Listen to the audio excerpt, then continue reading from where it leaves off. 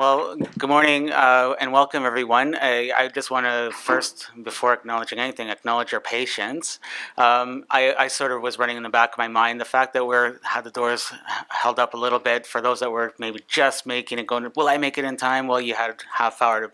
If only you knew that, eh? With a I had a half hour. I could have stopped and grabbed a coffee. This was really going to happen at 10:30. No, appreciate it, and particularly for the panelists as well, troubleshooting some of the unexpected trickster moves of technology. Um, so we're going to, like with like with time, improvise with it. But my job is to sort of be a bit of a timekeeper as well, and I'll do my best. So I want to begin by acknowledging the traditional territories that we're fortunate to meet together today upon, which includes nations such as the Mississauga, New Credit, the Anishinaabe, Haudenosaunee, and the Wendat, and to acknowledge the other nations and indigenous communities that have been here, have shared, and have moved around, and just acknowledge them and their ancestors as well.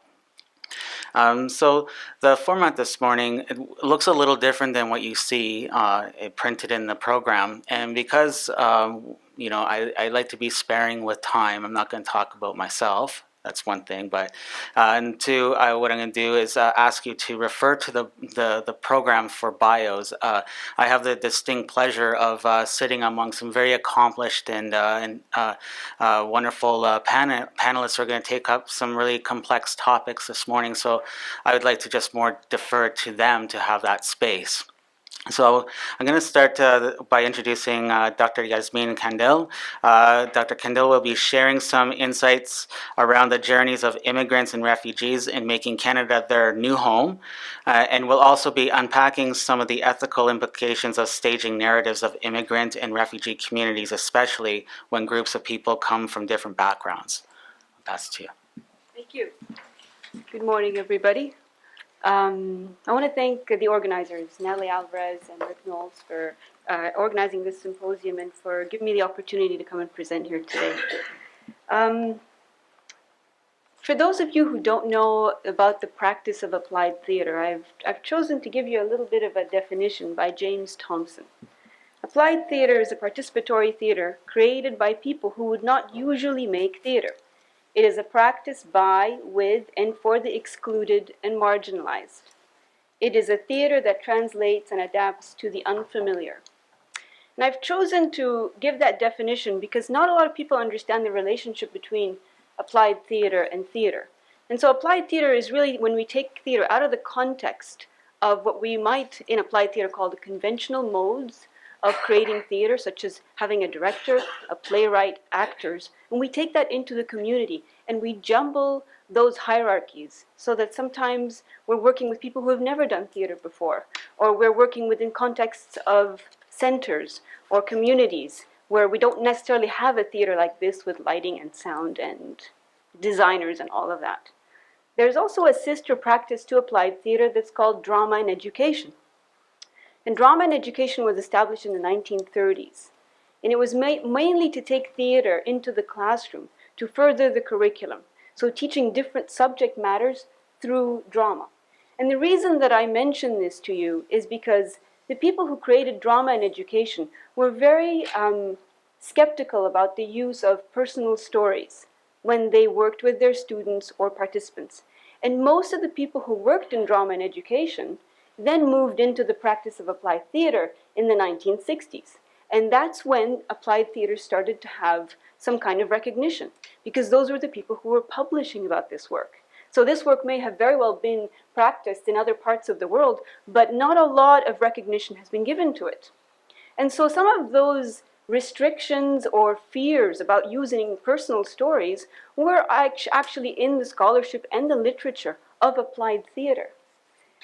And then you have people like Augusto Boal from Brazil and others who started to use people's narrative, actual experiences in investigating issues that were important to the community. When I came to Canada as an immigrant, it was in 2003. And I was asked by a local non-government organization in Victoria to work with immigrant and refugee teens. And we had gotten a grant to work with the teens about, again, their personal stories. And the purpose of this was to create an opportunity for them to claim their new home in Canada.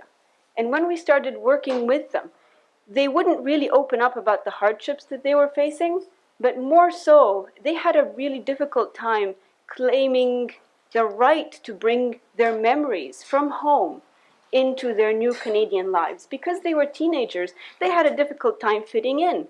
And most of them thought, if only I could become Canadian, then I'd really fit in.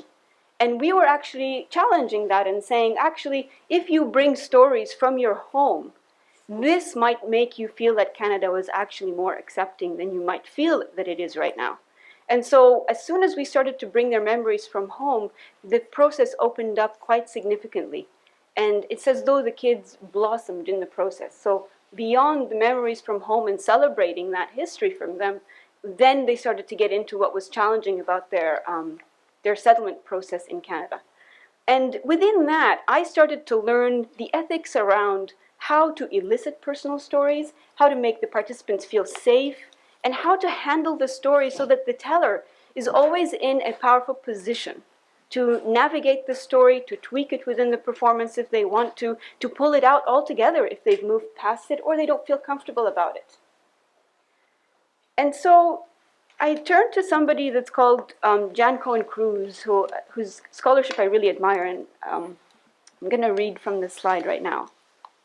The political potential of personal story is grounded not in particular subject matter, but rather in storytelling's capacity to position even the least powerful individual in the proactive subject position.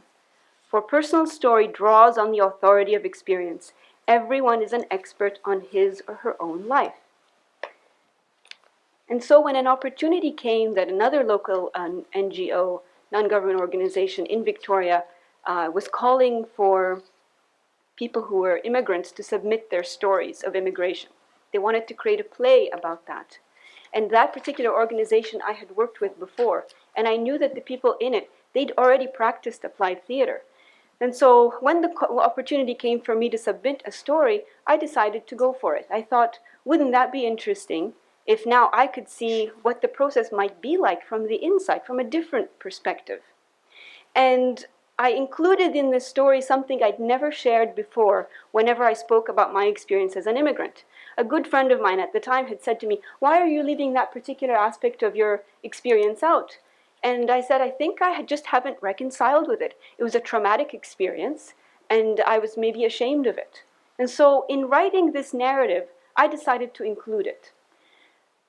I did make assumptions, and I did assume that this would be an applied theater project based on my conversations with some of the organizers of the work. And so after that, I submitted my story and it was accepted. There were 5 stories that were picked, 1 from each continent. Then the organizers said, well, we are going to have auditions. Would you like to come and audition? Maybe you'd be part of this creative process. And so I did, and I was cast.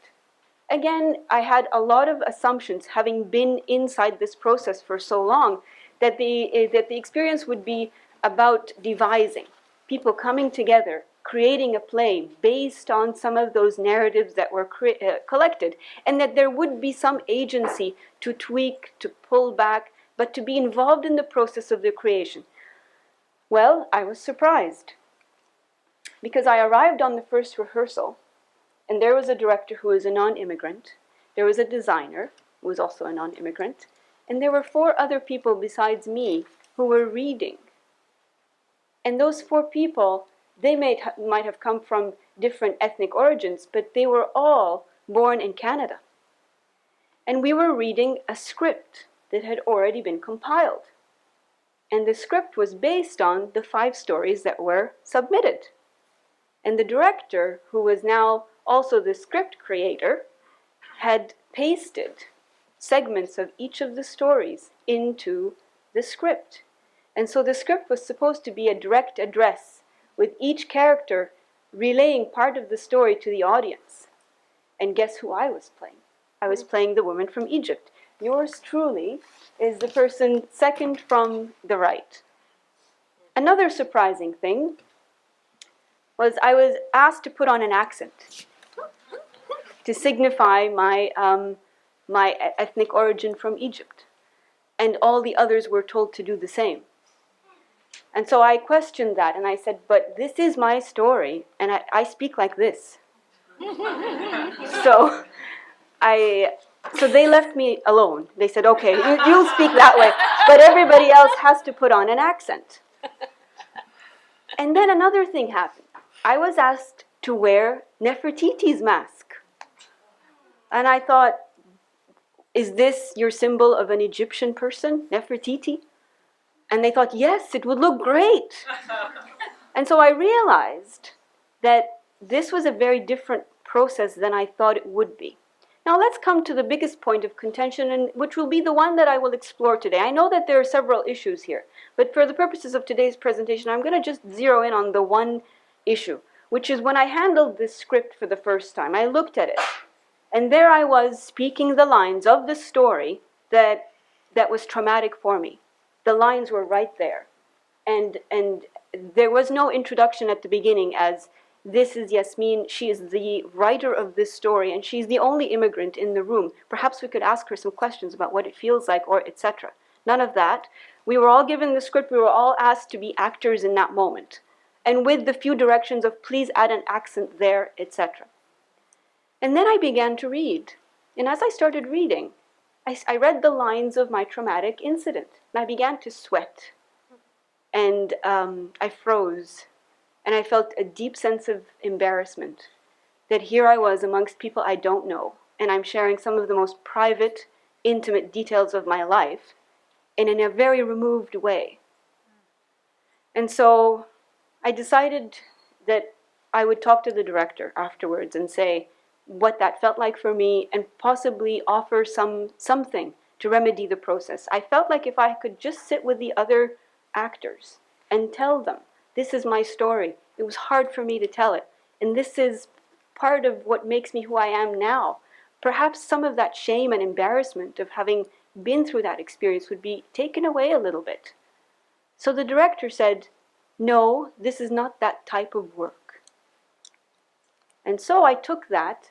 Now, the interesting thing, and I'll get to that eventually as well, but I had almost 10 years of experience in this work. And all those years of experience flew out the window in that moment. I had no power. And I know that I am eloquent, I am intelligent, I am empowered in many, many ways, I am incredibly privileged. And all of that was not there to aid me.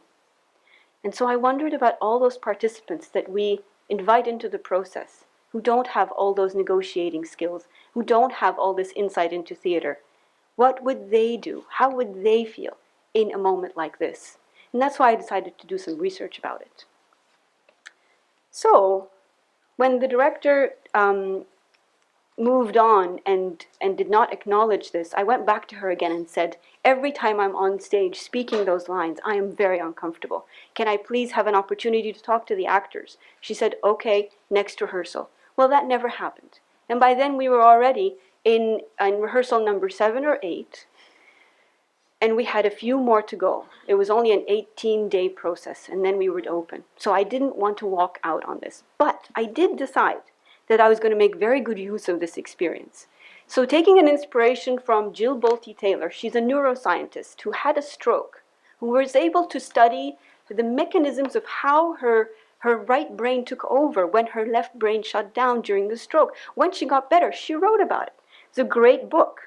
And so I decided I'm going to take that particular approach and study the process from the inside out. What does it feel like to tell your personal story, and what kinds of supports would you need? This was a rare opportunity for me because I'm usually on the other side.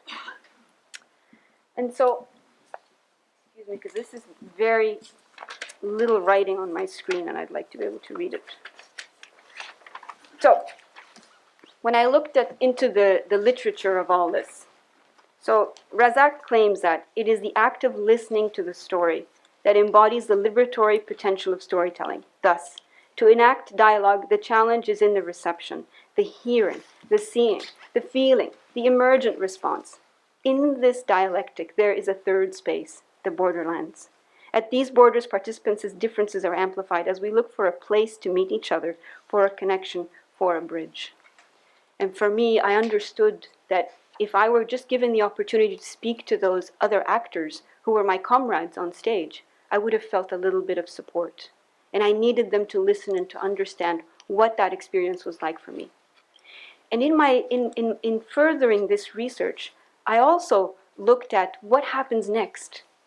And so what happens next is once you share it with an audience, if an audience isn't there for you to support you, because an audience is never guaranteed. You can't tell what an audience's response to your story will be. If they don't respond in a way that's supportive, you can always fall back on the group that held the story initially for you. If you're not given that opportunity to build that connection with that support system, you will be in limbo, and you're putting yourself at risk. And then I looked at the protocols of engagement. And then I looked at people like Dory Lobb and Ria Dennis. And for him, he said, for the testimonial process to take place, there needs to be a bonding, the intimate and total presence of another in the position of one who hears. Testimonials are not monologues. They cannot take place in solitude. And then Ria Dennis says, it is the care taken to enact these values and the transparency that arises from the exchange of stories that renders the experience dialogic. This requires that personal story and listening meet at the center with an ethics of voice and a morality of listening guiding the process. The art practice then provides the aesthetic language and a means of celebration of collective culture and identity born of individual stories and creative expression. I was fortunate enough at the time to be looking at research and practice that's happening in Egypt post-revolution. There was a sort of a renaissance of applied theater practice in Egypt. And I started looking at why they were doing what they were doing. And there was one particular company called Bussi. And it means in Egyptian or in Arabic, it means look. And it's really addressing women. It's telling women, come and look. And it's all in testimonial theater style. So people, again, reading out testimonies of others or of their own, but they're never quite outed to the audience in the sense that if I'm reading a story, you're not going to know that it's mine. All you're going to know is that we're a group of performers and we're performing stories by people that have actually happened to them. And sometimes the director is also part of the team. So she becomes on equal ground. She becomes a storyteller and sometimes a performer. And the interesting thing about this work is that they've never quite received training on how to practice this work in an ethically sound way. And yet, it is the care that they have for each other and for the process that allows them to be considerate of the ethical considerations. And so that was really illuminating for me, that people can actually make do with what they have if their heart is in the right place. And again, if your director or creative team have some kind of awareness of your experience, that they enable themselves to stand on equal ground. And this, I think, was the difference between applied theater and the type of theater that I found myself engaged in. So here's a list of ethical versus unethical uses of personal stories. And this is based on what I've pulled out of this experience. Ethical and effective use of personal stories would include sufficient supports for the participants, and that means it could be as simple as a checking in at the beginning of the day and a checking out at the end, or the presence of a counselor available for somebody who might be dealing with trauma. When we define the purpose and the steps of each of the process. So for example, for me, it would have been great for the creative team to have told me, we're going to take that story and we're going to actually compile it into a script. So be prepared for that to happen. I wouldn't have shared that traumatic experience, or maybe I wouldn't have participated in the way that I did. Creating a safe space.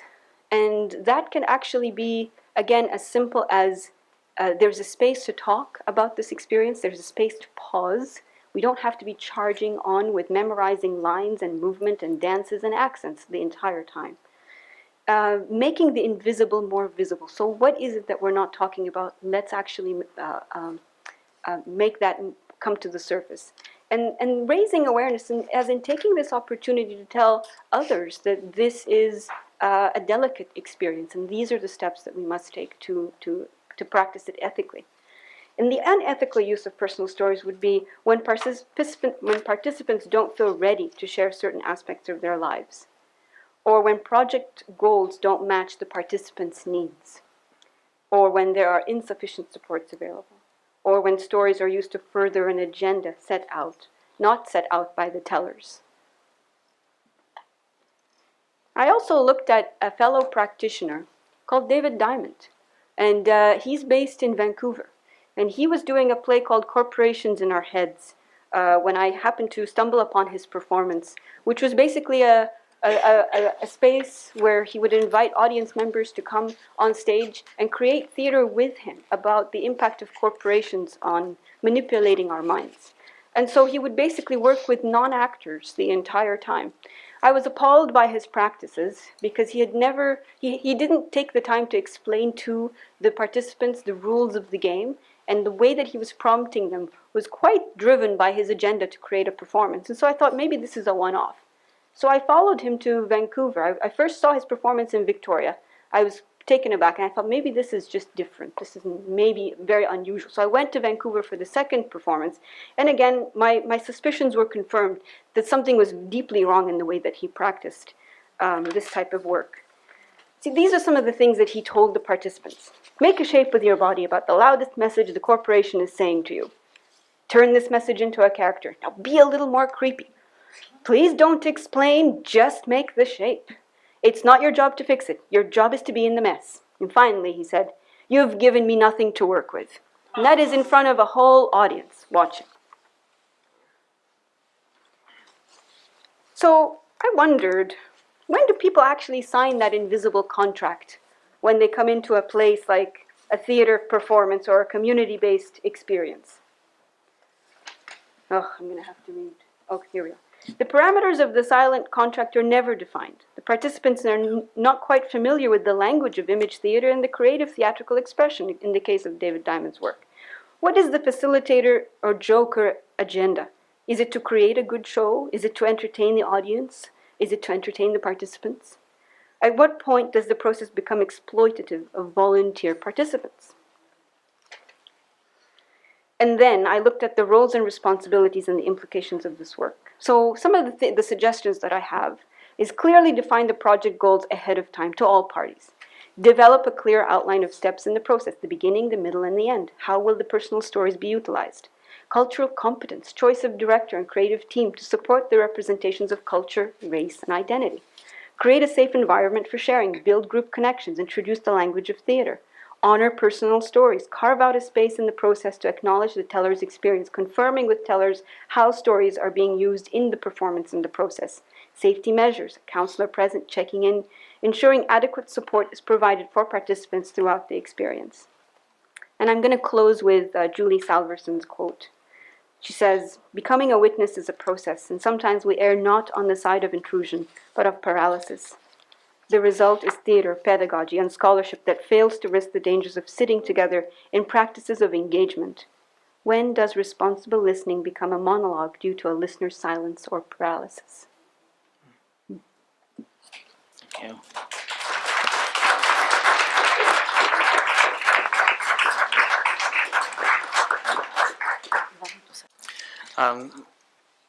So while the next PowerPoint's being put together, I'll just briefly describe what Dr. Yana Mirzan is going to be discussing. Dr. Mirzan will be presenting a paper which discusses the challenges and rewards of intercultural translation, literary translations, aesthetics, and theatrical border crossing through dramaturgical process, creative discovery, and the notion of composing dramatic text as music. So if everyone has a chance to look at their program, there's a really nice elaborate bios written in there. You can have a peek at that and have more sense of what each of the panelists have done and what they're doing. Okay. Hello everyone. We have a bit of a difficulty for submission, so that's going to be fixed. Yeah, it's fixed.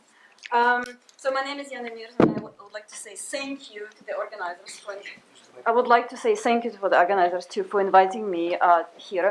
I also want to take an opportunity and say that this particular dialogue is going to be continued in Ottawa in 2 weeks. So because we're organizing a big conference, Migration Representation Stereotypes, some of the presenters who are here will be there as well. I really hope that some of you can make it. So, and thank you for giving me opportunity to talk about this event. Now about my own talk for today. Couple of words of explanation where I'm coming from. So I'm a person of 2 identities, 2 nationalities, 2 languages, 3 languages if you want. So I am a person in between. So, and professionally also in between. So originally, I'm a scholar of Russian literature and Russian theory of acting and dramaturgy and so on.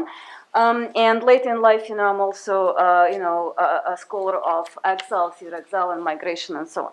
So I also am a trained theater critic and dramaturg. So in my work as a teacher, I do different things. I teach history, but I also teach dramaturgy, adaptation, and partly now translation. So this particular project I'm going to talk about stemmed from an exercise that my student had to do. We have a graduate program in directing, MFA in directing, and one of the project students they present a final show, which is a big, 2-3 act show, like on a big stage as their thesis production.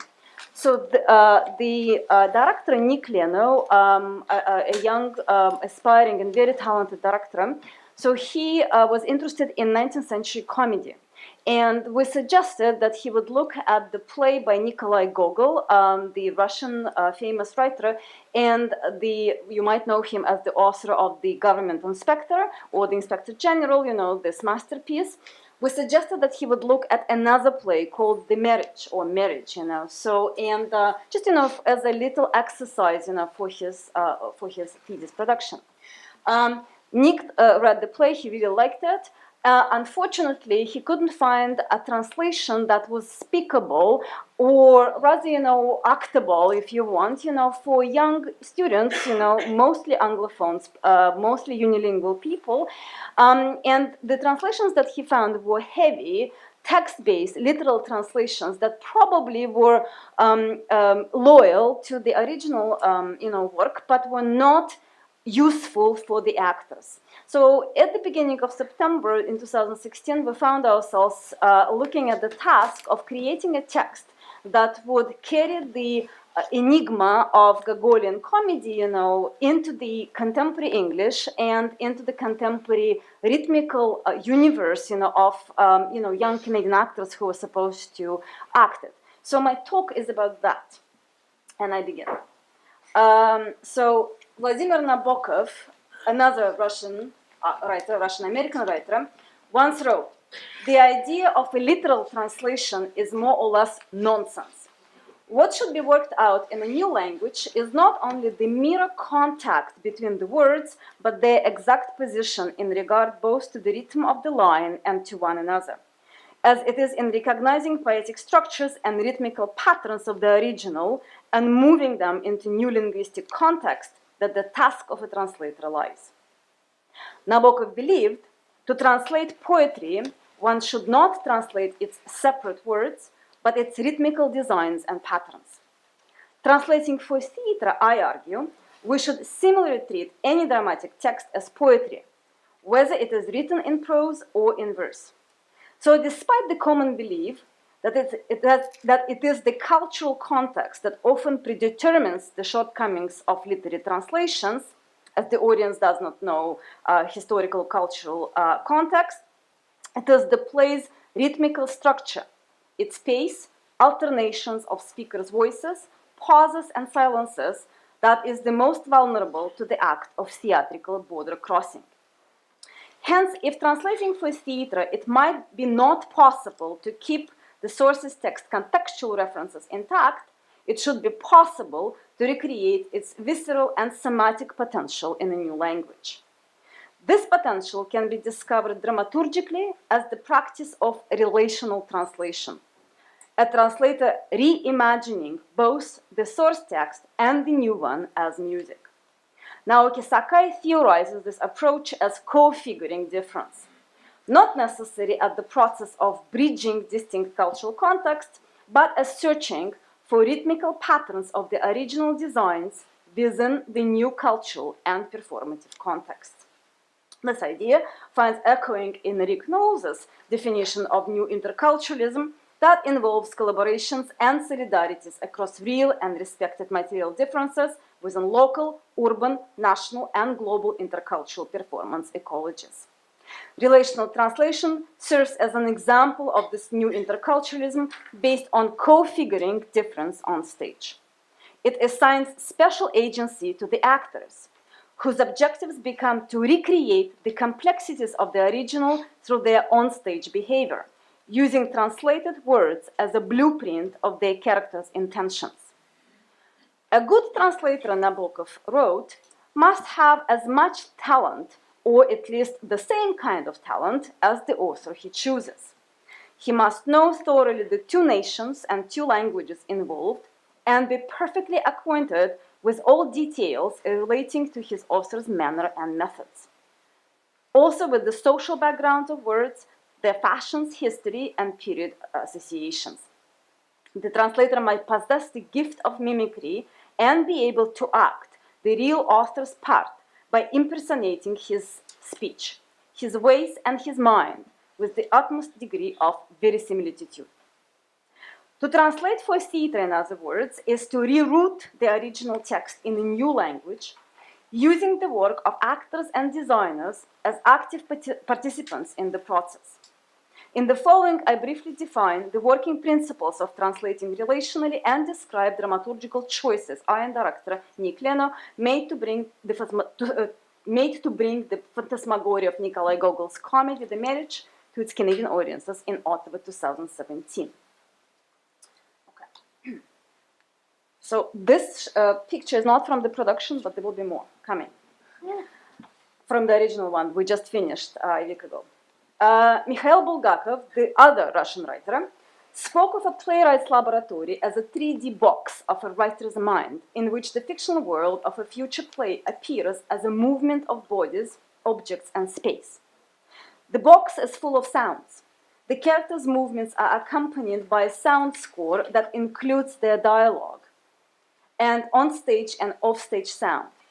To translate for theater is to transfer this implied performance, bodies and objects moving in space immersed into a sound score from its original cultural and linguistic environment into the new one. It is to rely on the interpretive mechanisms of transmutation, what Roman Jakobson calls possible as a creative transposition. Translating for theater can rely only on the intersemiotic transposition of the material that implies moving a source text from one system of science into another, from verbal art into music, dance, cinema, or painting. This process can be only collaborative. It should take place between the translator-dramaturg, a native speaker of the chosen text language, and the translator-director, a native speaker of the target one.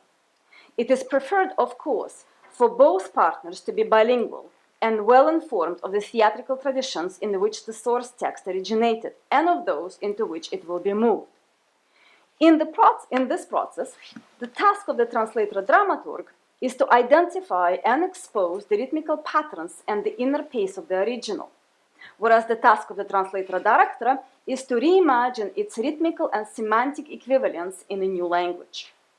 This technique relies on the devices of poetry recitation, widely used in Shakespeare's training. It implies both the translator and the director seeking compositional designs in a new language similar to those identified by the original. Translating for theater, therefore, is to recognize dramatic text not as a literary object, but as a sound score, to be moved across languages and cultures and to a sound image of a theater production. Secondly, relational translation presupposes recognizing dramatic text as a score of characters' actions, expressed through their psychophysical behavior, regardless the words they say. The translator's task is to identify these actions as implied in the original and remount them in the new one. This approach implies embodied practices, such as partners moving along the text in a rhythm, recognizing and trying out its implied kinetics with their own bodies in the new language and in the space of a rehearsal hall. Similar to translation as analog, this approach relies on moving dramatic text, a system of verbal signs, directly into a theater production, a system of non-verbal, material, and embodied signs. Nicolas Bourriot, Relational Aesthetics, a device of constructing an artistic venue for human interaction and creative collaboration as conditioned by social context, can serve as metaphor to this practice. Relational translation defines collaborative partnership between the translator, the director, and the production team, with the translator dramaturg acting as an actor, a director, and a music composer at the same time, initiating the process of moving the music of an implied theater performance across theatrical cultures and natural languages. The process is not complete until the text meets its annunciators and is read or tried out on the tongue by the actors. In our work on Gogol's The Marriage, the director Nick Leonor was implemented in devising the new text from the very start. Nick identified available English translations and worked through the difficult passages in the new text, searching for English idiomatic expressions as equivalents to the Russian proverbs and sayings. Most importantly, Nick's work was to constantly check how speakable the new text was for the unilingual Anglophones. Nick acted the text loud, checking the correlation between the rhythmical patterns of the original Russian text and the found English equivalents. Together, we paid special attention to the tension between short and long sentences, the crescendo diminuendo dichotomy, speeding up and slowing down action that make up Gogol's dramatic style. This way, we turned into the makers of a new theater symphony, with Nick learning his score at the process of its creation. My work as the native speaker of Russian was to identify these patterns within the original and help Nick searching for them in English, regardless whether the context of the speeches was lost or altered. To illustrate this point, I would like to show one example, the opening scene of the play The Marriage. So here is basically the Russian text. You don't need to understand that, that's okay.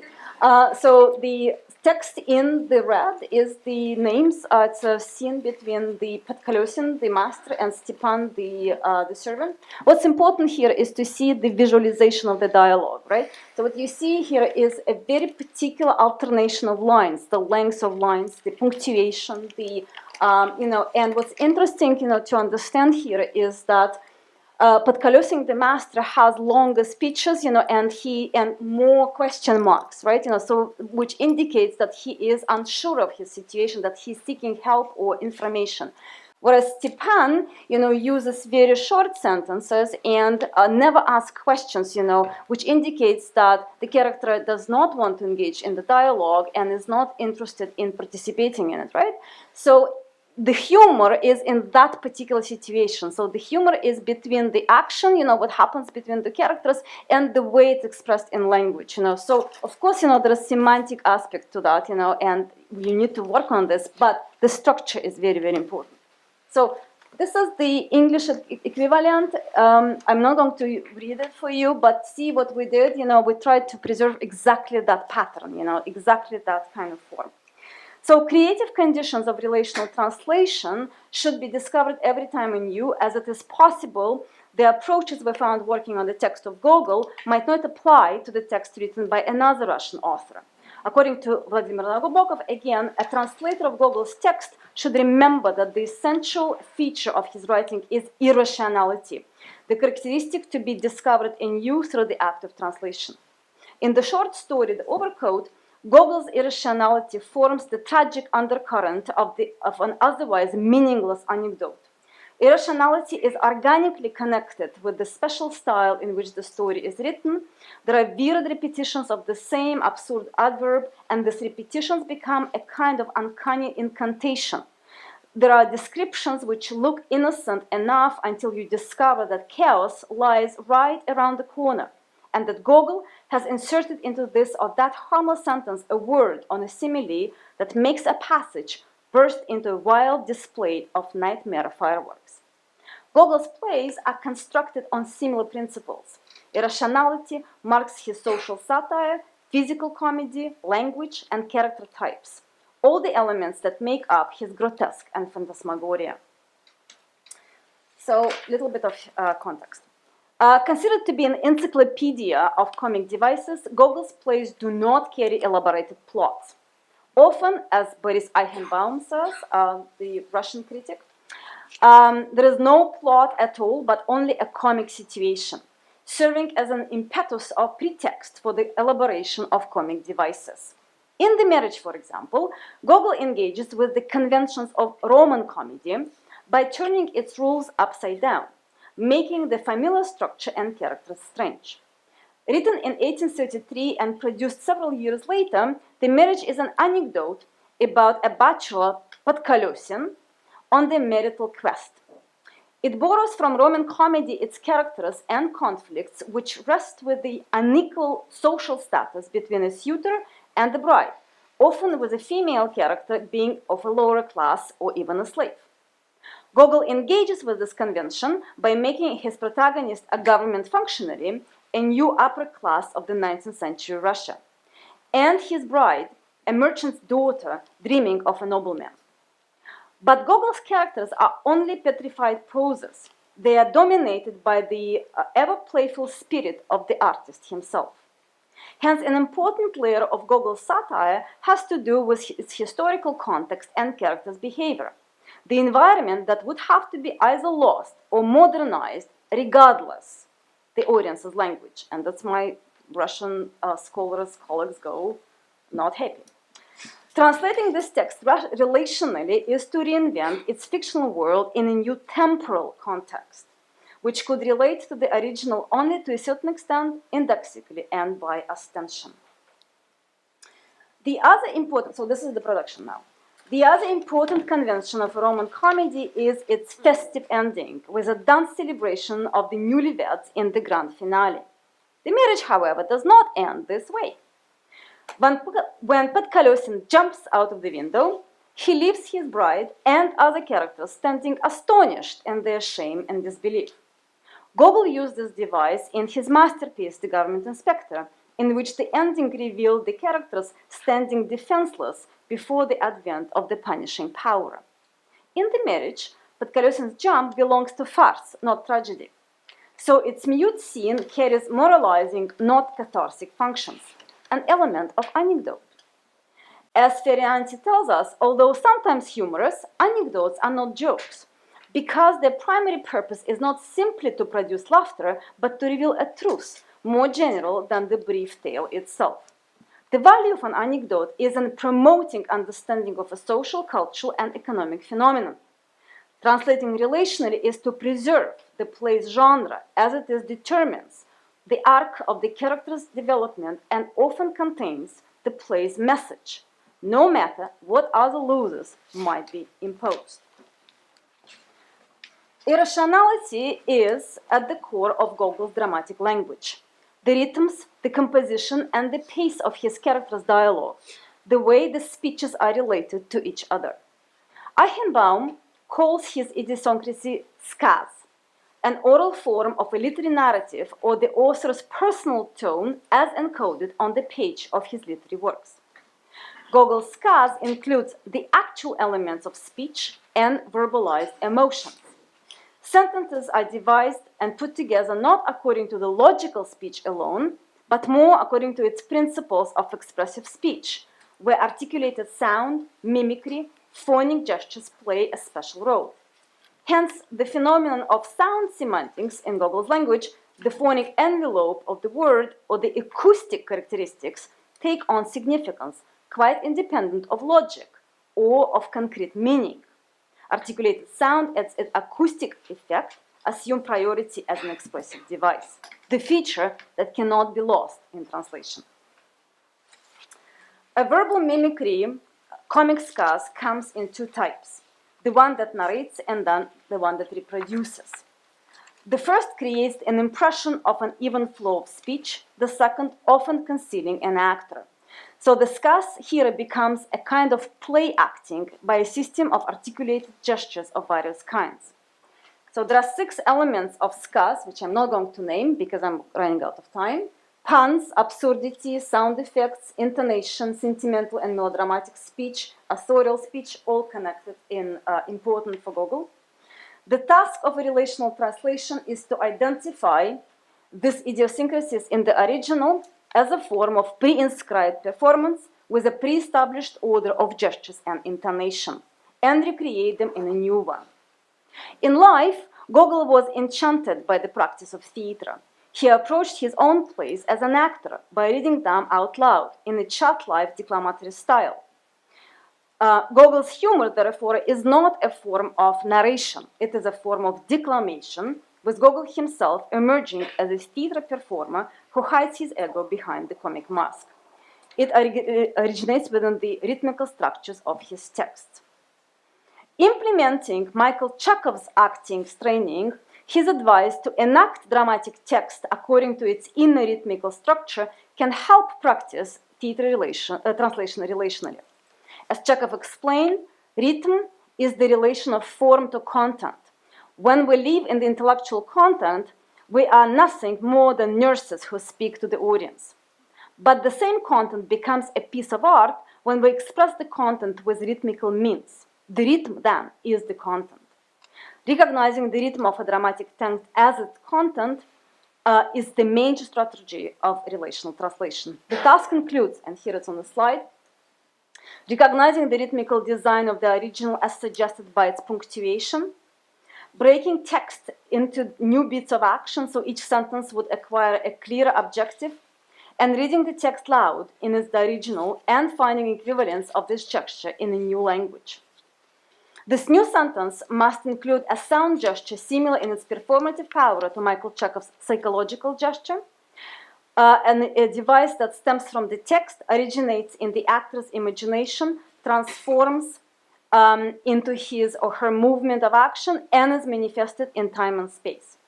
Never produced for the audience, however, psychological gesture must be archetypal, strong, simple, and well-formed. It must radiate and be performed in the correct tempo. Conceived as a physical image through movement, psychological gesture becomes an invaluable dramaturgical tool for relational translation. Using it for a scene, a translator can think about it holistically, seeking linguistic equivalence to construct this image anew in the new theatrical circumstances. Contemporary dramaturgs similarly recognize the importance of breaking the play into smaller units of action and seeking playable verbs, something that the translator should do as well.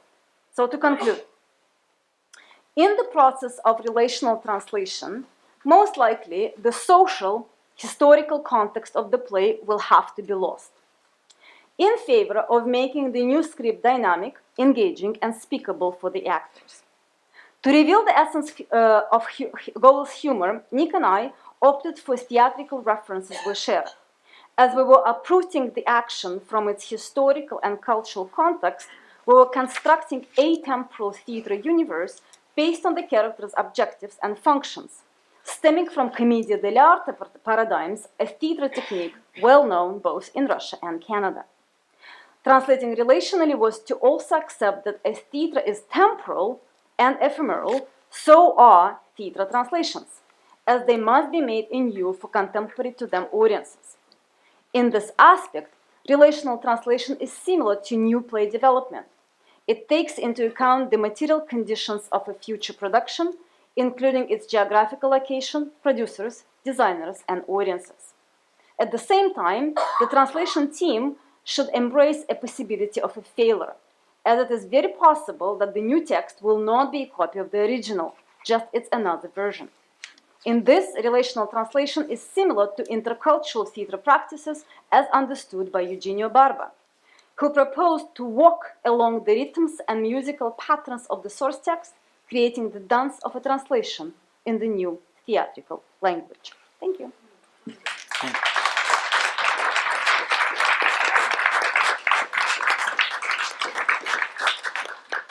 So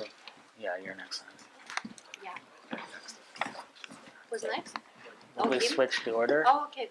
We're still good with that? Sorry. Okay. That makes sense. So next we're with Harvey. Sorry. Yeah, thank you. You did great.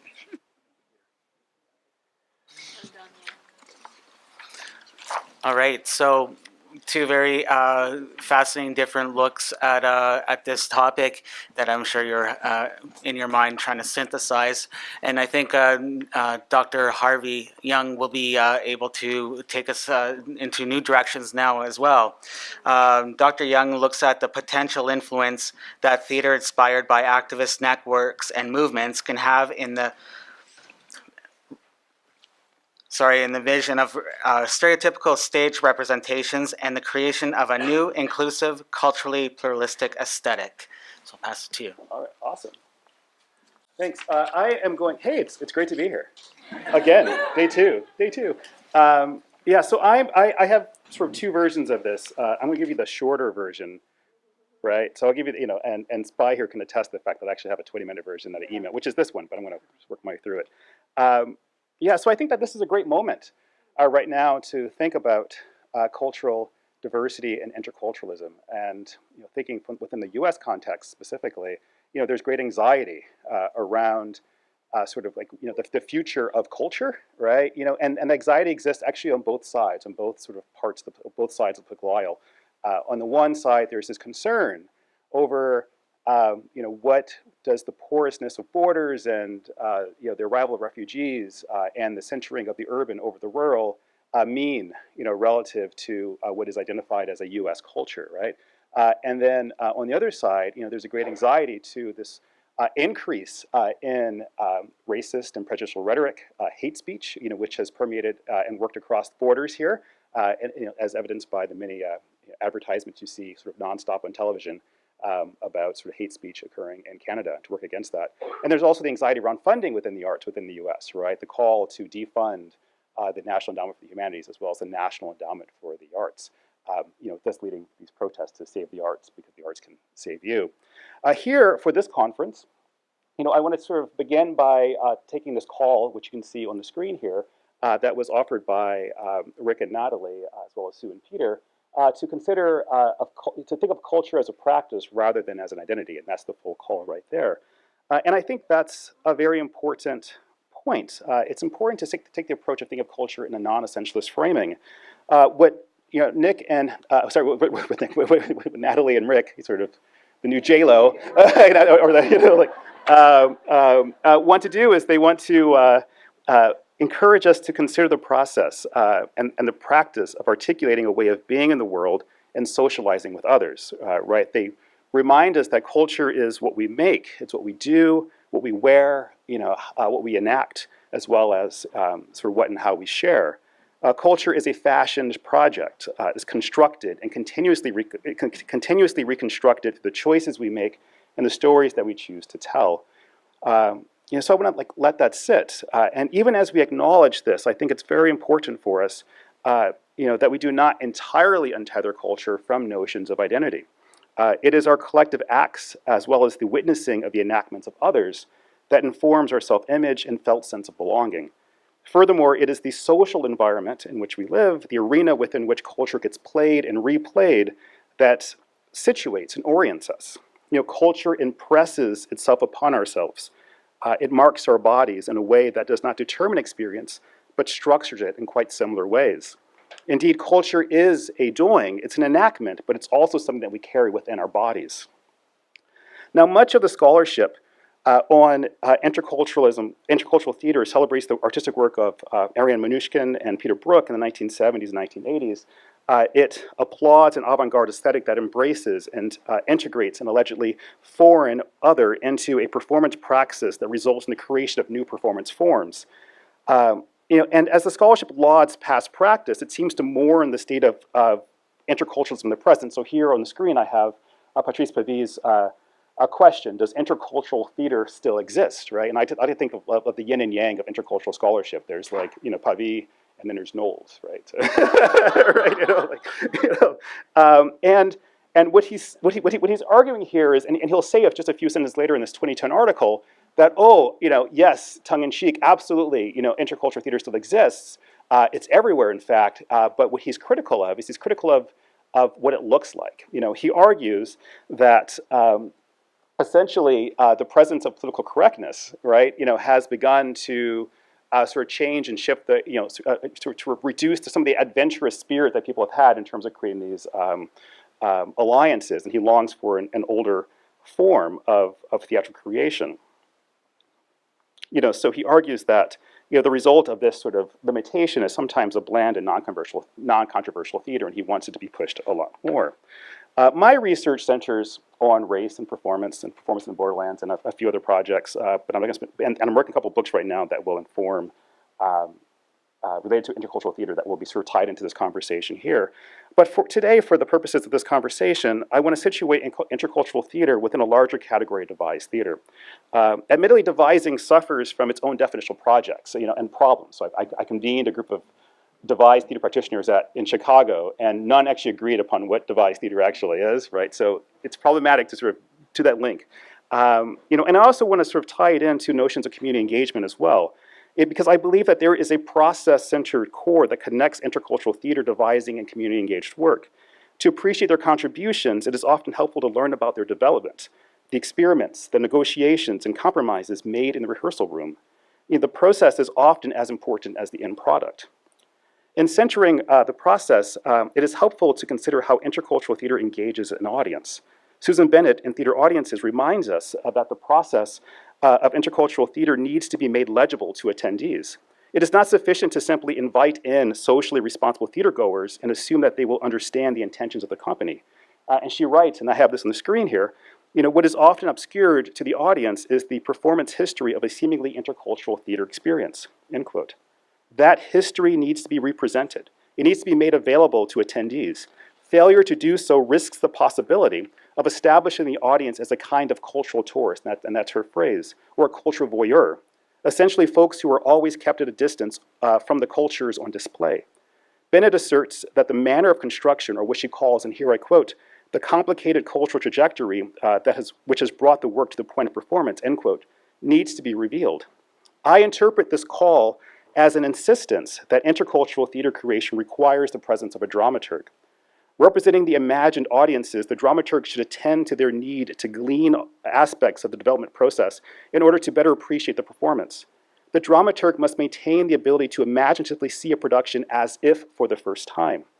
If this means that the dramaturg must maintain an insider-outsider status, a degree of distance in relation to the production team, it is necessary in order for that person to be able to anticipate viewers' questions and experiences and raise them as part of the rehearsal process. In addition, theater companies must be responsible for advanced messaging to reveal both process and intent through advanced publicity, lobby displays, program notes, and pre-show lectures. They need to prepare the audience for how to witness the work. And I think that was part of our conversation we had yesterday around criticism. In addition to revealing process for the benefit of audience engagement and appreciation, so our focus on process also, let's see, a bad sentence here. It's important to be aware of the process of bridging cultural differences among company members. And on this point, Rick Knowles has been especially eloquent in his reflections on the types of exchange and dialogue that needs to occur within rehearsal rooms, as well as the necessity of understanding pre-existing assumptions or assumed cultural experiences or competencies, such as different conceptions of time, language, and more. So I just spend more time talking to Rick. It's brilliant. Scholarship in the area of translation has proven especially helpful in spotlighting the development process. I'm just going to sort of, because of Jana's amazing presentation, I will skip this paragraph because hers is better than my paragraph. Contemporary intercultural theater seems intent upon expanding the appreciation of cultural perspectives of fellow collaborators. In this sense, fidelity, respect, and careful representation of culture is paramount. At least this is the lesson offered by intercultural training programs. For example, the Intercultural Theater Institute, which is based in Singapore, offers an actor training program that deliberately blends acting styles and methods. This includes, and I quote, traditional theater forms from Asia and juxtaposes these intense interactions with both Stanislavski and post-Stanislavski and actor training techniques, end quote. With its East meets West framing and notably majority Asian student body, thus challenging previous models of a European cultural appropriation, The Institute seeks to create, and I quote again, a plural intercultural environment marked by a variety of languages, a multiplicity of cultures, and a broad, inclusive theatrical palette, end quote. Rather than seeking to champion a new form of intercultural theatrical creation, it strives, the Institute here strives to equip actors with a diversity of culturally specific acting methods, which will enable them to work within a wide range of styles around the world. Intercultural hybridity exists at the site of the performer's body. Intercultural theater, when it does emerge, emerges as an unintended byproduct of classroom exercises. So here the emphasis here is not necessarily on collaborative co-creation, it's on sort of having a body that can translate different cultural expectations of performance, if that makes any sense. The other side, in New York City, is a youth theater program that aims to connect cohorts of young girls in New York City and elsewhere around the globe, usually developing countries, through the process of in-person and virtual devising. It is, and I quote again here, an initiative to create a community of girls through global drama exchange. We create a cross-cultural exchange between young women and girls with different cultural backgrounds via dramatic storytelling, like pen pals, but with theater. Although the framing models a form of cultural exchange, Although the framing models a form of cultural exchange, thus the pen pal similarity, through the process of devising work related to the experience of girlhood in differing social contexts, it models a type of early collaboration, even with the challenge of distance of geography, that encourages a listening to another's experience in an effort to create new work that speaks for and represents a diversity of cultural perspectives. Similar to the Intercultural Institute, the emphasis here is on multicultural and cross-cultural dialogue, not necessarily interculturalism, but such an approach can be considered to be a precondition to the creation of an intercultural theater. Within the university setting, the University of Warwick in the UK offers an intercultural theater module, right? And it varies from the Intercultural Institute and the other side, so a third example here, in that it appears suited primarily for the critic spectator and the scholar artist. As I understand the course, it aims to equip students with the skill set to appreciate not only the history, but also the conceptual challenges of creating intercultural work as opposed to other types of cultural encounter, multicultural, intracultural, transcultural, and postcultural, among others. And then here I have on the screen here a list of its learning objectives. What unites Warwick, the other side, and the Intercultural Theater Institute is a commitment to spotlighting the process of cultural encounter, exchange, and collaboration. Notably, all three point to transnational dialogue and artistic co-creation.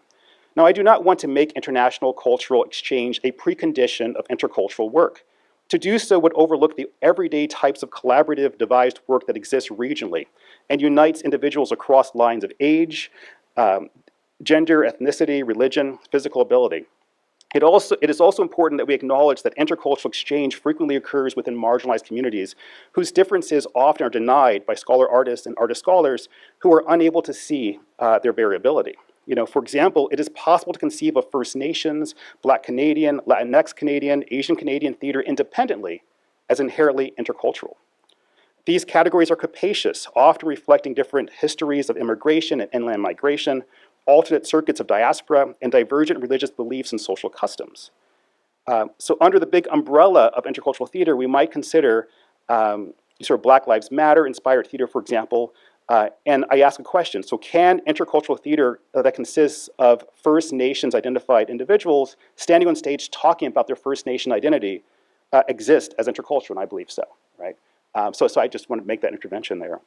What is the future of intercultural theatrical practice? And what are the challenges that need to be overcome?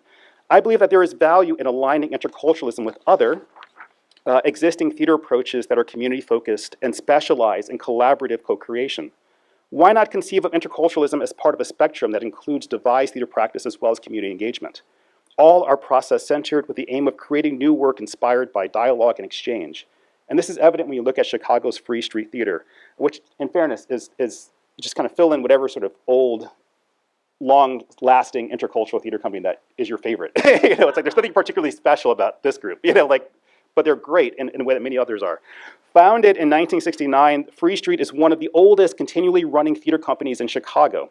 Although I've been unable to verify its claim to being the first racially integrated ensemble in the notoriously segregated city, It is evident that Free Street was among the first, if not the first, racially diverse theater ensemble in Chicago. Rather than being community-based, Free Street prided itself on being community-engaged. The ensemble traveled to Chicago's distinct neighborhoods, and today there are more than 50 wards, to reach audiences where they live. It sought to create an economically accessible, free theater that proved to be inclusive and diverse through professionally facilitated collaboration involving a mixture of professional and amateur, including youth talent.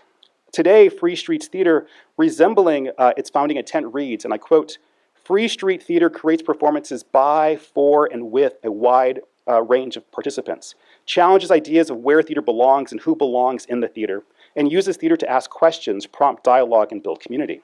Nearly 50 years old, and now it's financially struggling, Free Street offers lessons for the intercultural theater community, and this is where I'm going to end. First, we need to embrace community-engaged theatrical creation.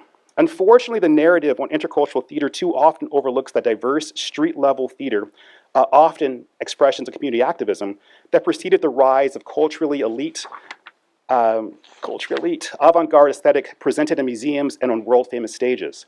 The result is that we have either intentionally or unintentionally overlooked the contributions of a wide array of practitioners, often practitioners of color. For critics and historians, the task is to rewrite theater history in an effort to spotlight the achievements of those who have been overshadowed. For practitioners, the task is to actively work against the currents of elitism by celebrating the intercultural practices that occur everywhere. It would not surprise me if some of the most insightful, forward-looking, and inventive practices are occurring within community-based initiatives, often catering to young audiences. In my experience, theater becomes less inclusive, less diverse, less intercultural, as it becomes more professional.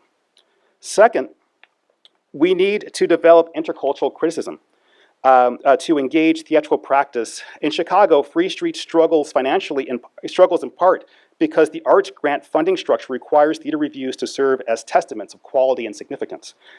Free Street's creations are rarely reviewed. The occasional review can be negative, with the critic expressing confusion over the intent of the show. As Maria Delgado reminds us, and I quote, "Intercultural theater from the perspective of the intellect alone can only lead to the conclusion that it has failed," end quote. Both a different approach to considering the work, opposed to, say, a West End or Broadway show, as well as an insight into the process of making the work, is needed. And Koya Paz here, and I have a long quote from her, in a recent HowlRound interview, which is just from last week, talks about her frustration with critics and what is needed. And she argues here, and I will summarize, right, as you can read, she's like, why can't we, theater companies, sort of select the critics to come in, and then rather than sort of trust their own opinion to say, well, how qualified are you to actually review this show, right? And so she asked the question here, how often do you see work by people of color or immigrant people, Latinx theater and else? And I think that's an important question to leave up here. Like, why can't we actually sort of be more active in terms of that conversation? Beyond just agreeing, like Factory Theater did, whether to delay allowing critics to come in. And finally, the rise of Free Street Theater alongside Free Street Theater rose alongside a spirit of embodied social activism, 1969. It channeled the energy of a protest culture into socially engaged theater making. And this leads to my concluding questions. How does disembodied social media-based activism prohibit the types of face-to-face collaborative work that previously inspired theater making? How do we facilitate and encourage people to occupy space, to be co-present within a rehearsal room and collaborate across cultures? And finally, how do you employ the energy from a symposium on post-marginality, cultural difference, and interculturalism to catalyze a new artistic critical partnership? Thank you.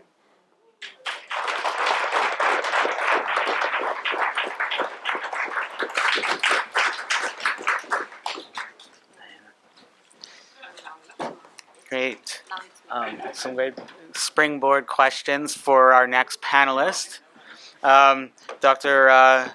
Diana Manelli is going to discuss notions of foreignness and representations of foreignness on stage and ways in which the performer skillfully produces a foreign accent that is no more than a code. Further, Dr. Manoli investigates how the simultaneous auditory and visual presence of known and unknown languages acts as a multi-layered performance means against ethnic and minority stereotyping. Okay, you're welcome. Hello, everybody. Thank you very much for coming. Thank you for your patience early on. Thank you again to Modern Times Stage Company for initiating this very timely symposium, to Rick and Natalie and everybody else for organizing it. I will just tell you very little about myself. Like many in the room, I am an immigrant. I came to Canada in 2000 with a completely different idea of what I was going to do here. As such, I perceive myself as a bicultural human being, theater scholar and theater director. However, on top of that, I am also a poet and a translator of poetry. And I worry that this gives me a peculiar and mainly visceral perception of any language, not just of English, but also of Romanian, my mother tongue. As such, I am right now interested in the exploration of, multilingualism, in the process of self-translation of people, working outside the linguistic medium of their mother tongue. I am here today to talk to, yes, this, I must say this, this is an excerpt from my chapter, Resignify Multilingualism in Accented Canadian Theatre, included in the collection of articles Performing Exile, Foreign Bodies, edited by Judith Rudakov, forthcoming at Intellect. I have to acknowledge the fact that Judith has been an excellent, though very tough editor, and she really guided me in a fast-tracked process of clarifying my thoughts and finishing this chapter. She has such a good job that I am proud that the external readers didn't ask me for any more changes, because she did that many, many times. So, yeah. So, I am here today to talk to you about a great artist who has become my dear friend after we accidentally met and first worked in Kitchener, Ontario. Many of you have heard about Nada Hamsi. And I am here to talk to you about how Nada used the diverse communication abilities of her actors to create what I call a linguistically enriched performance. And eventually, although she didn't intend to do that, to make a daring political statement. I do hope that you will find her approach inspiring. Based on this case study, my main argument is that untranslated multilingualism and foreign, non-standard accents can become a means for simultaneously acknowledging, negotiating, and integrating difference on stage and in the audience. Before I delve into my analysis, sorry, it's a Mac. Before I delve into my analysis, I will briefly, yes, that's enter, right? Thank you. Oh, okay. Yeah. So, as you can see already on the screen, before I start my analysis, I will briefly offer you my own perspective on two very important terms in this presentation and in this conference: intercultural theater and multilingual theater. Now, this is by now the iconic hourglass model of intercultural theater by Patrice Bavis. I'm very sure many in the room are aware of, the critique of this model, and this would be, yes, one of the next takes on the idea of intercultural, cross-cultural theater. And for my own purpose, in 2015, when Iana included my paper on immigrant accents on stage in the issue of theater research in Canada. And even before that, for me, the best representation of intercultural theater is a Venn diagram, as you can see there. and ICT is the center where everything overlaps. So my work definition is that intercultural theater is a performer's border space where at least two, but usually multiple cultures continuously meet, overlap, challenge, and influence each other across political, ethnic, cultural, and often, although often we ignore this, personal borders and borderlines. Basically, what I am suggesting is to shift from the binaries oppressed culture, dominant culture, or source culture, target culture, to a continuum of meetings of equal cultures.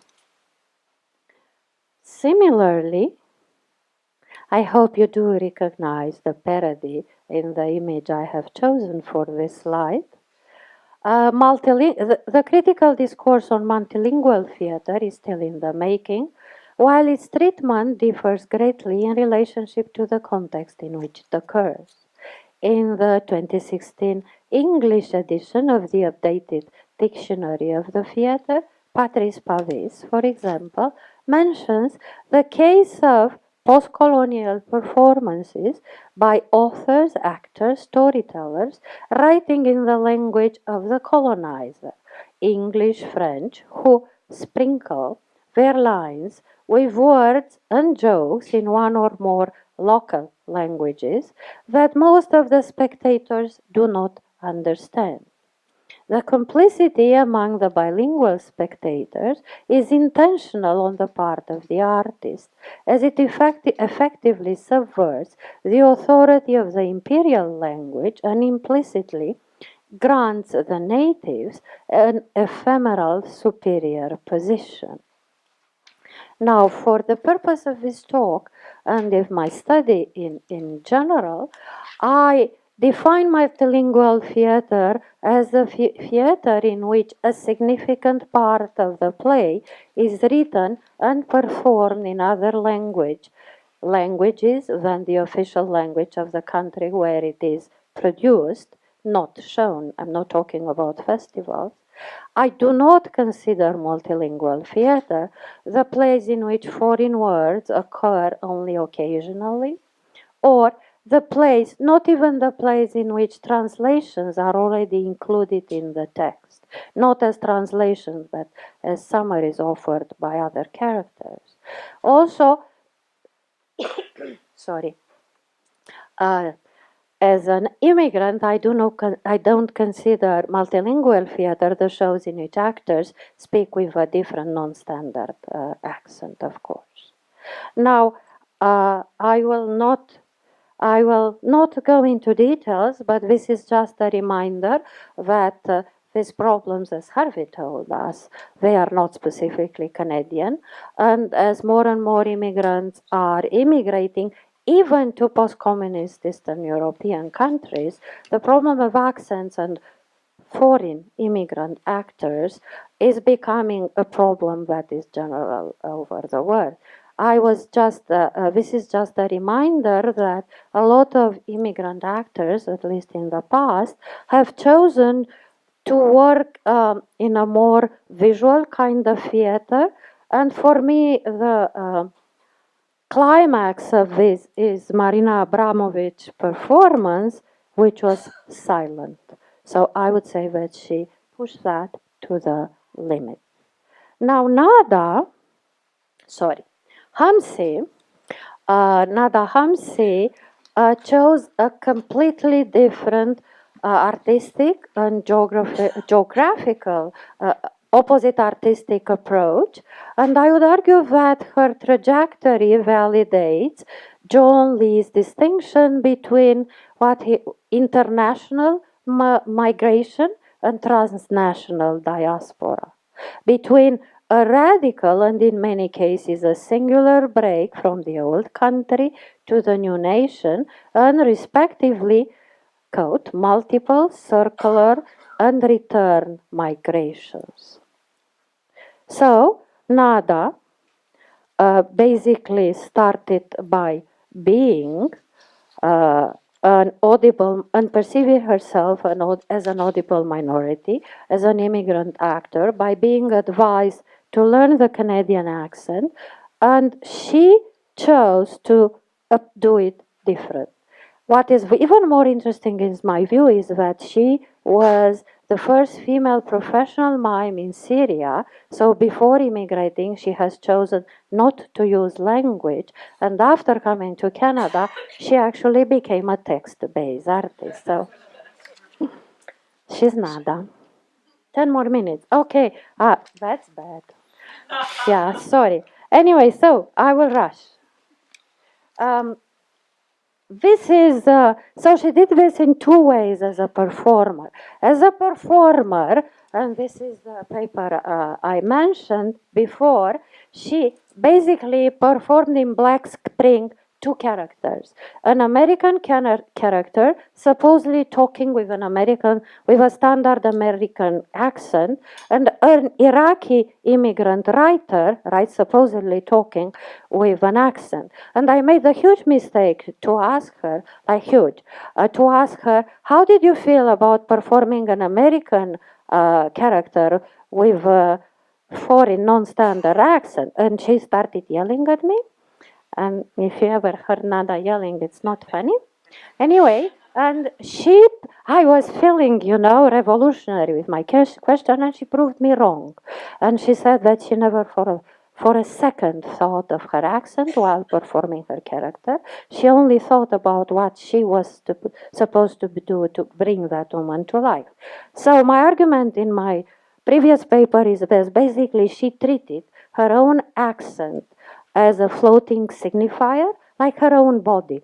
Her accent would would suggest whatever accent was needed, as her body can suggest whatever character was needed. Now, the next stage was even more interesting.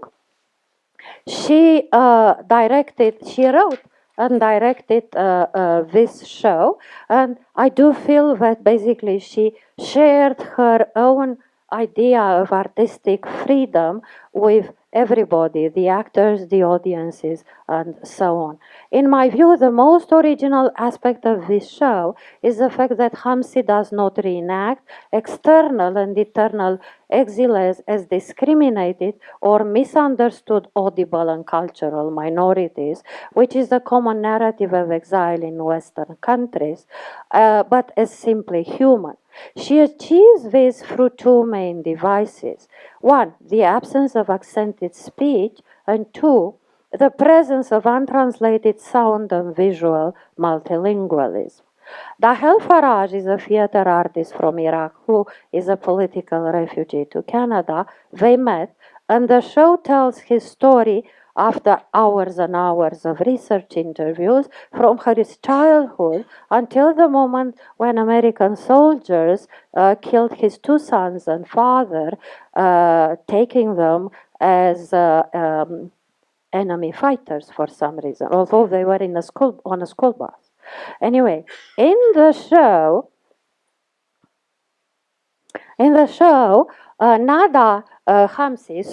Hamza split Dahel's Faraj character into three roles, played by three actors who each communicate in only one language.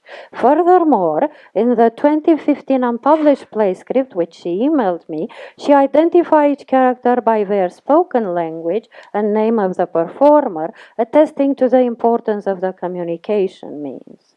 In the ways she wrote and directed the show, the three languages are integral part of the story.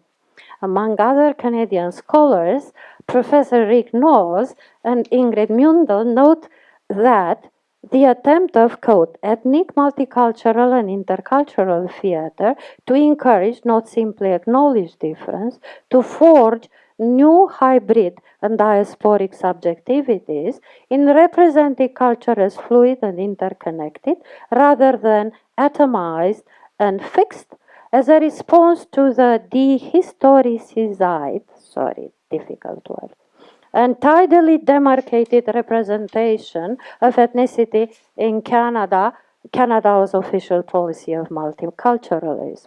I argue that Hamsi took one more step into this direction. The real-life Dahel speaks with very little English and with a heavy accent. What I found the most interesting is that he's represented on stage by three actors who speak their mother tongues, so they have no accent.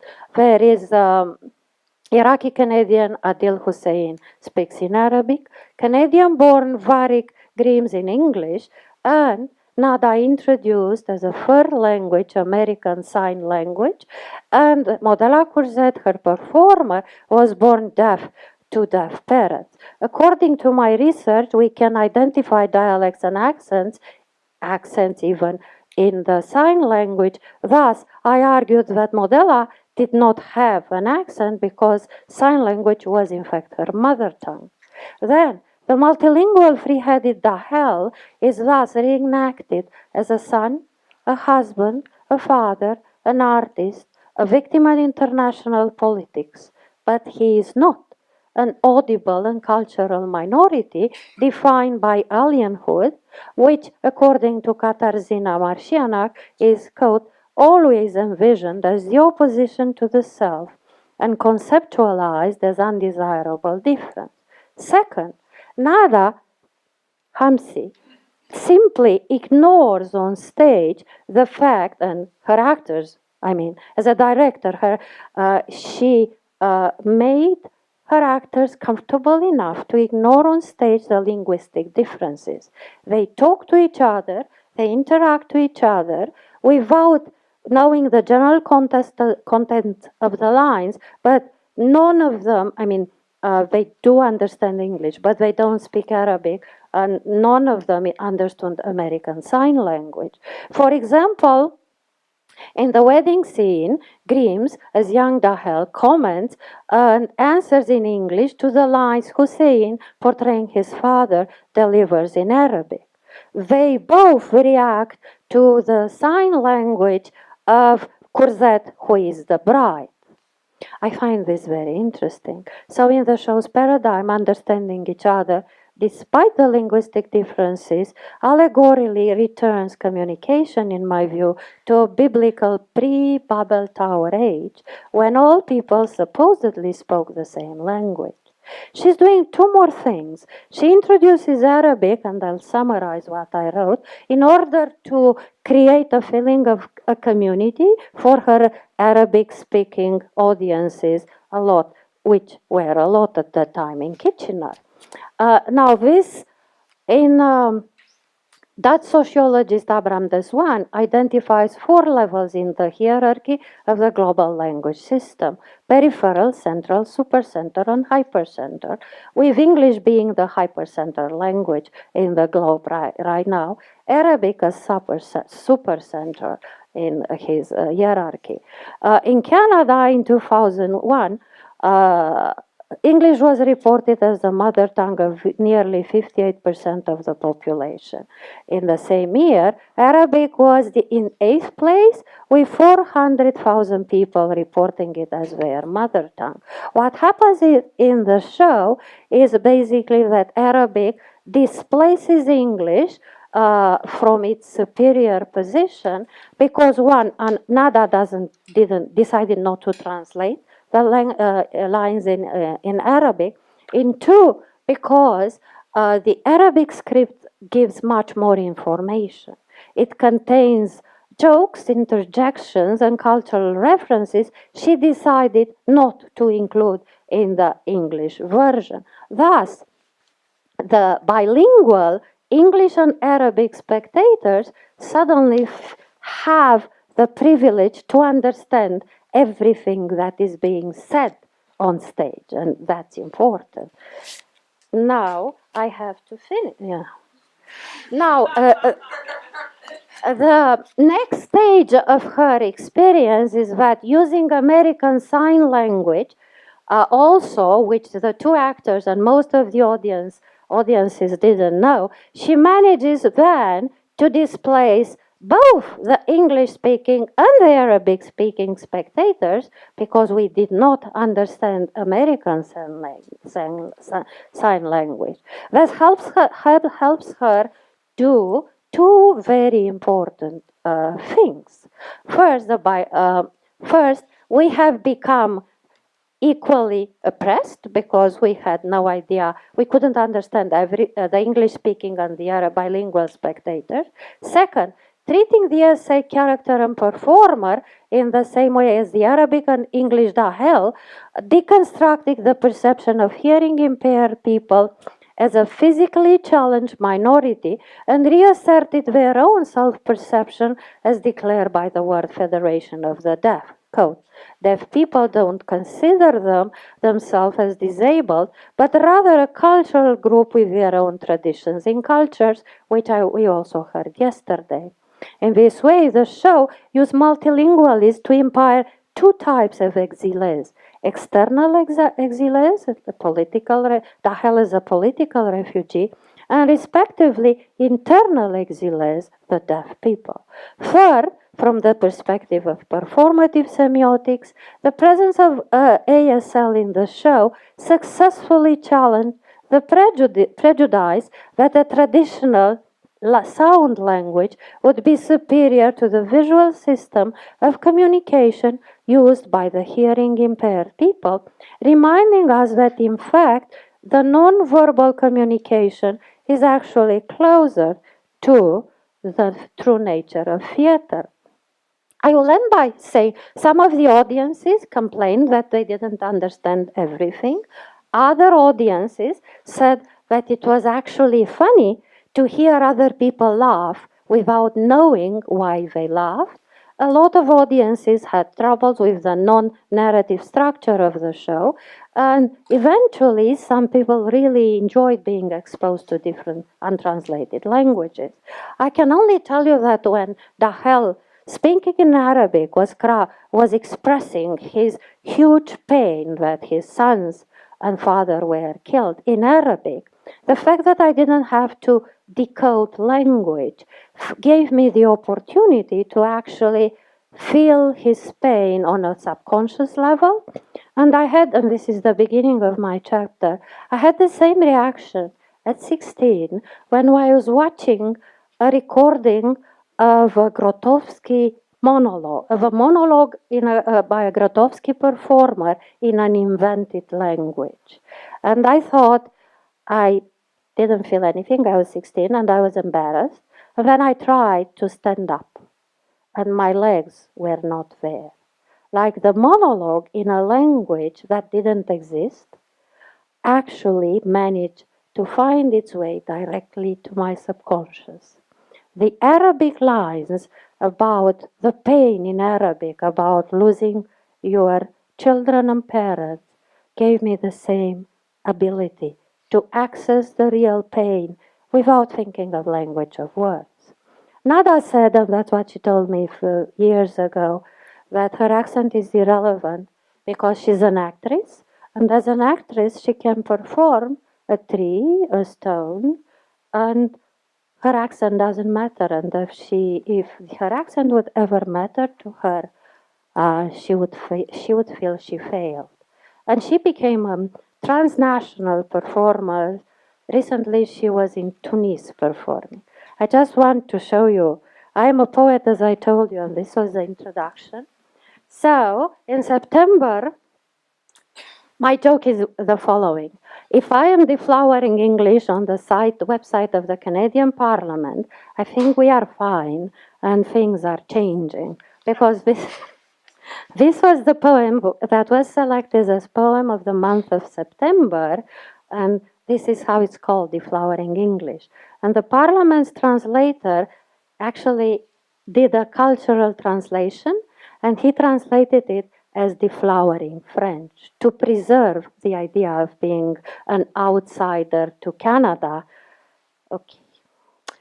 And if you are here 2 weeks from today, I am giving my first 30-minute poetry reading in Toronto. Thank you so much for your attention. Sorry.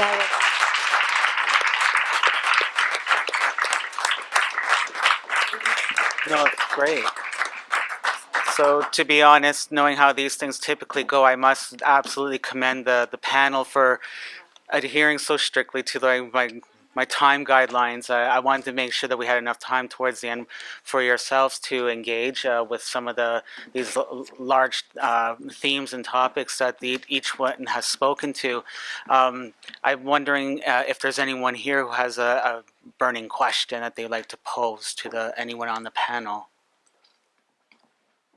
And if there's anyone back there, I'm sorry because the lights are flashing. You'll have to really put your hand up.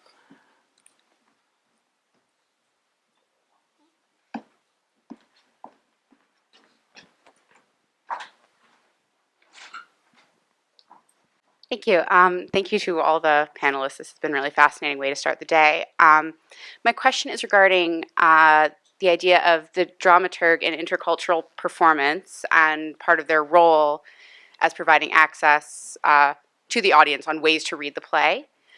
And I'm just curious as to how that can be done or what challenges arise when you're trying to do that without assuming a Western European white audience. How do you instruct someone how to read a play without assuming what kind of knowledge they're coming in with?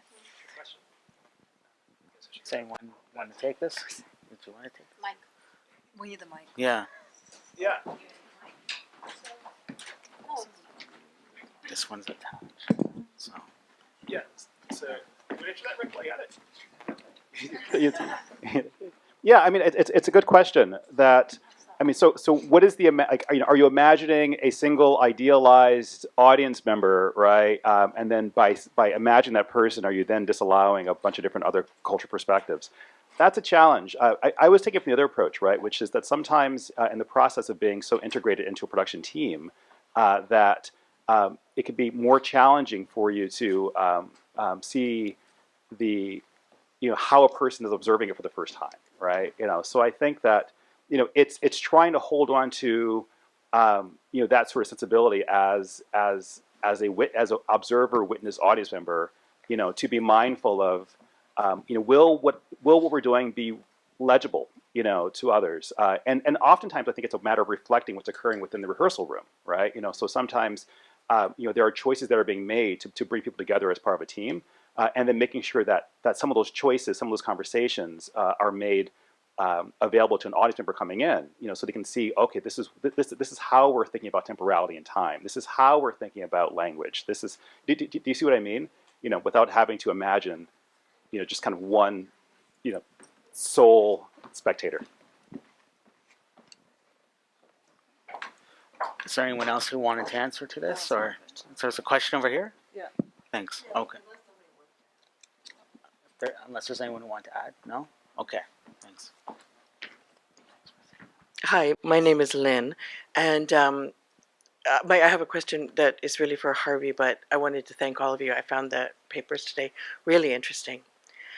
Harvey, you said that you challenged professionalism as a cause for making theater less interesting, less diverse, less different.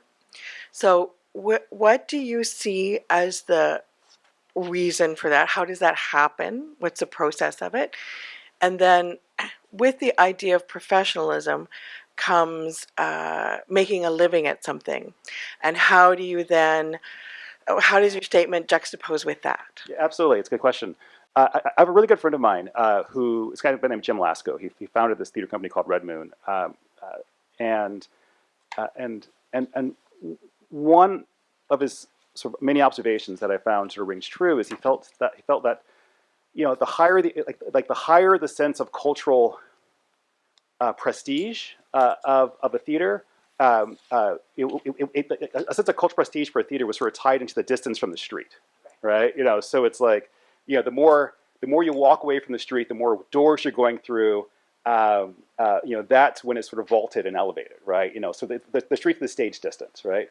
And I think we need to sort of re-examine that, right? We need to be, because there's a way in which when you have theater companies that are then dependent upon certain types of subscribers, right, who find themselves dependent upon, meeting the aesthetics of a certain critical mindset, for positive reviews, then that begins to sort of delimit choices that are occurring, right? I'm not saying that sort of intercultural work should not you sort of change, should not be at all stages, at all levels, But what I'm arguing is that that we do not want to lose the sort of attention toward community engagement and focus and collaboration and dialogue that often gets sort of filtered away, as you get, farther and farther away from the street. So that's what I meant by that.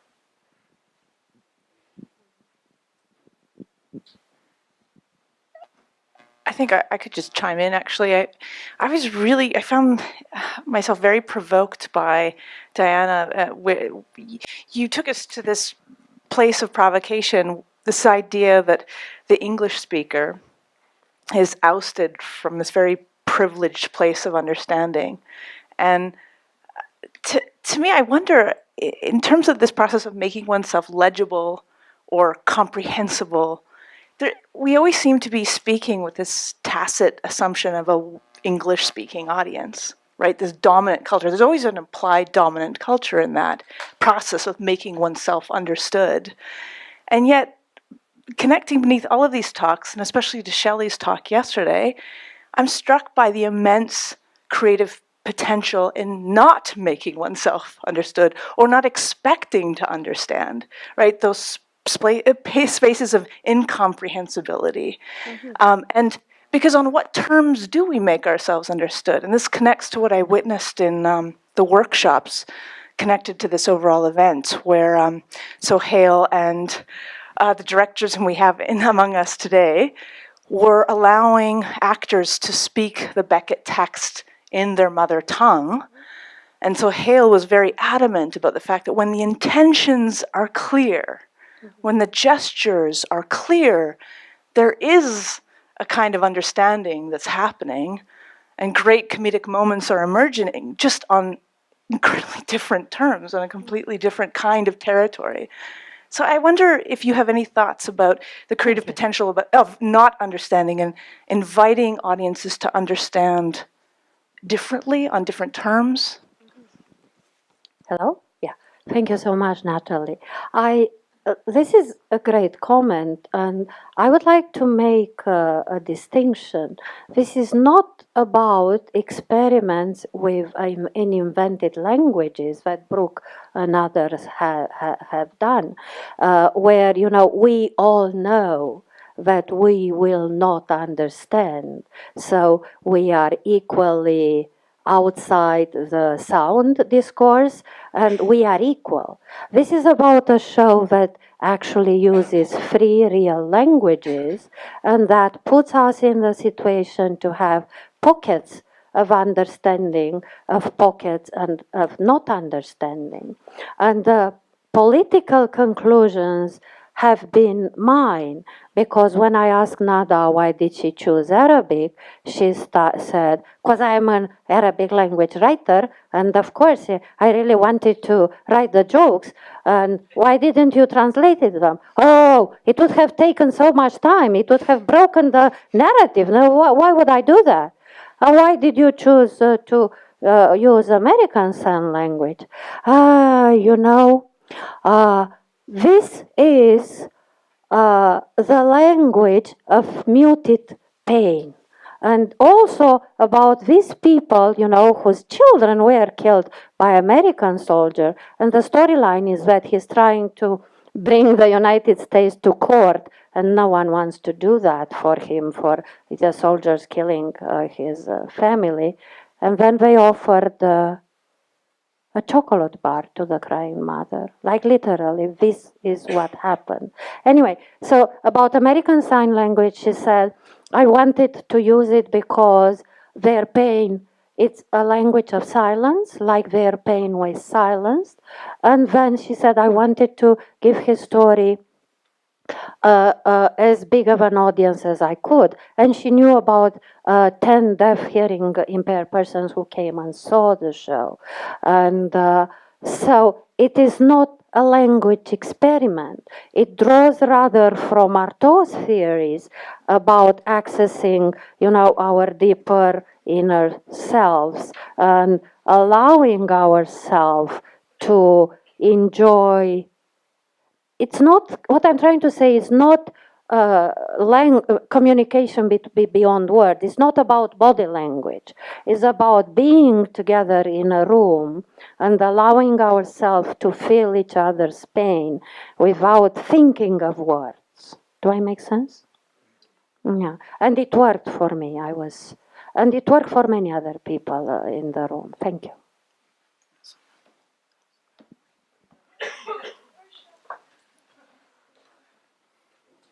Sure, thank you. Hi, I'm Shelley. Thank you very much, everybody, for the different perspectives. I kind of have, I guess, again, an open question to whoever would like to respond. Kind of going back to Yasmin, a question that I think was really significant, the bringing in of the ethics of practice. And I'm wondering across that, Harvey, you mentioned that quote from Pavie where he's talking about political correctness. Right? And how that's kind of killing, again, that question, this whole conference symposium is beyond representation, right? But again, we're stuck in the politics of representation all the time as well, right? So the ethics of at once kind of advancing this audience perspective that maybe Diane, you were speaking to, of this idea of like being able to be together, to commune together.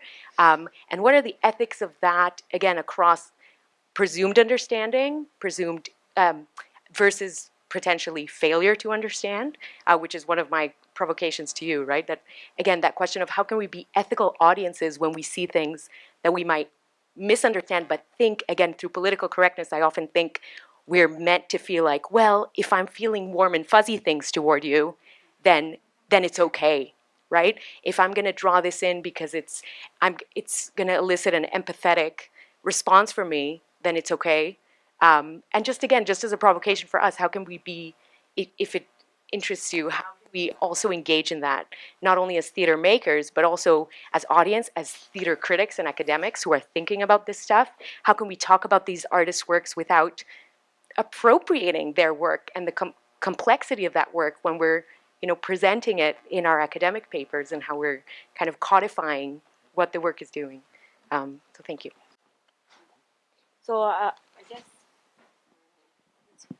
okay, I'll begin, but I think that everybody can speak to that.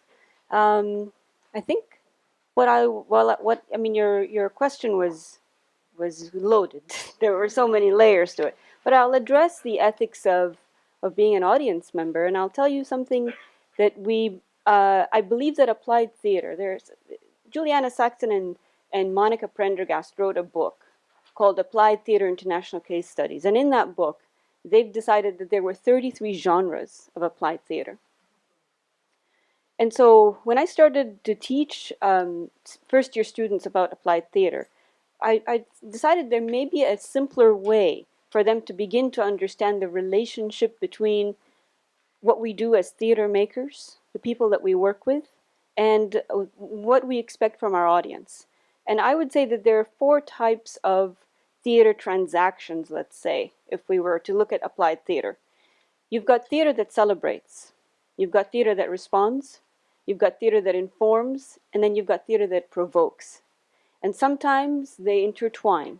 Sometimes your provocation will definitely be informative.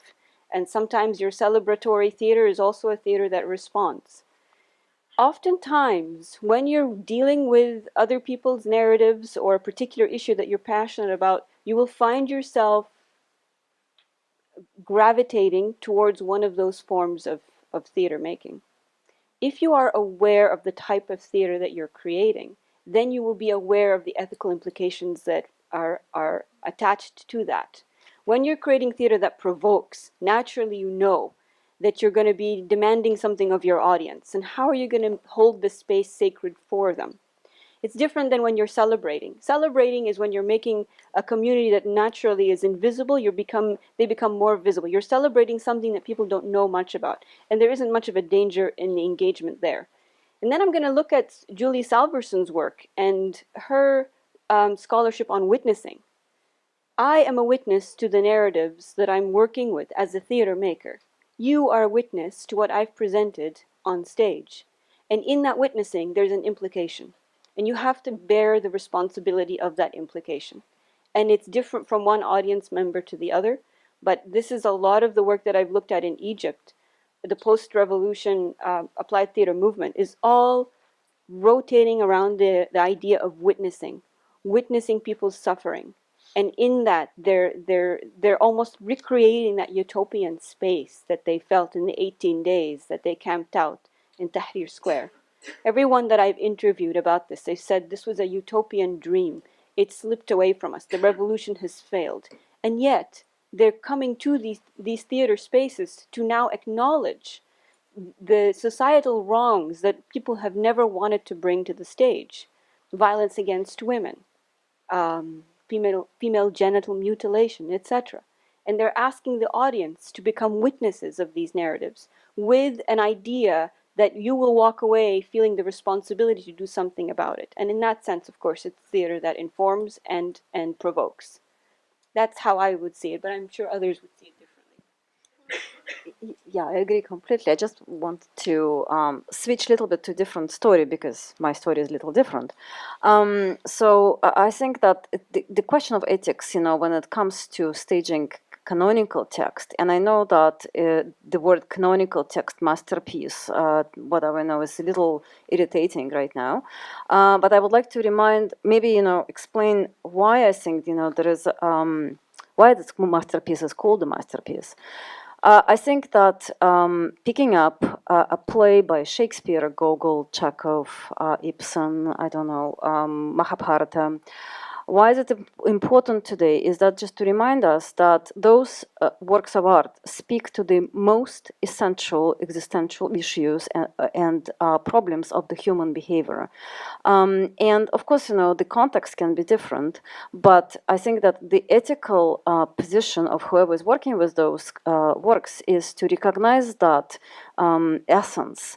They recognize this eternal lessons, those works teach us about us as people, and try, to kind of, evoke this, lessons, for the audiences. I recently saw a new adaptation, a new work, that Peter Brook brought, to Montreal, and I know that it's been very long journey, and very difficult journey for Brooke, both with audiences and with staging. I think that what was particular about that particular staging that I saw, it was about, it talked about the very essence of human life. It talked about the very essence of the fact that we're all mortal people and that there is a sense of death, that is awaiting for us. And it was told by someone who is more than 19 years old. And I think that that is the essence, that belongs to the masterpiece. And that needs to be, and we are ethically responsible for preserving that essence. So working with someone like Gogol, for example, the ethical position of the writer, of the translator, is to preserve the essence of the humor and the essence of the lesson, that Gogol teaches us about humanity and about the fact that we're all sinful people and we're all bad people, actually. So that's his grimful conclusion. And I think that I can disagree with the way, how the visually, the work was done. Maybe it was, to my taste, it was a little bit too Russian kitschy, too much of fury quotes, but that's okay, that's the director's choice. That's, how he wanted it. But I think that what's important, when we're working with masterpieces, and across languages, across cultures, across time, it's that we remember that the essence of them is to talk to us about human existence and to show us how we can do it in a particular form. Form is very important here, I think, and I stop here. Oh, okay. Thanks. I think we have time for one more question. I think I saw one hand up over in that general area. Did you still have a question you wanted to pose? This individual right over here? Okay.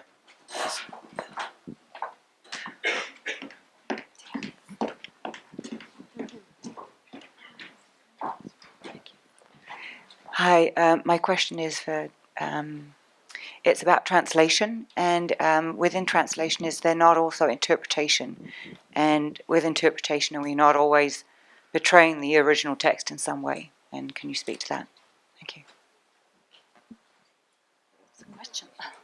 Yeah, I will start because I am currently translating a very difficult collection of poems. It's because what I realized is that if I wouldn't have been born in Romania, no matter how great my language abilities, I wouldn't have been able to translate because the postmodern poet included jokes that it would have been very difficult to know. So I just want to remind everybody that betraying the work, I think it's now outdated as a concept, because I think the huge effort is actually to bring the essence of the work to the audience, and cultural translation is much more and more important than, literary translation. I think that's all I have to say. I'm sorry, I didn't hear the question. I'm so sorry. It's about when in translation, there's obviously interpretation. Okay.